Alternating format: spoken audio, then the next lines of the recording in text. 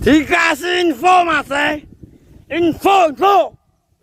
infonya kita berlibur di Gresik mas di lokasi King Gopal Farm mas kita di sini mereview durian mas ternyata duriannya langsung dari pohon mas ini mas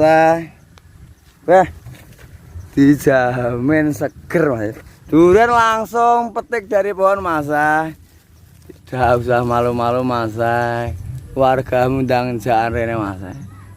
Gak sah kesukaan masa. Gendang jaan rene masa.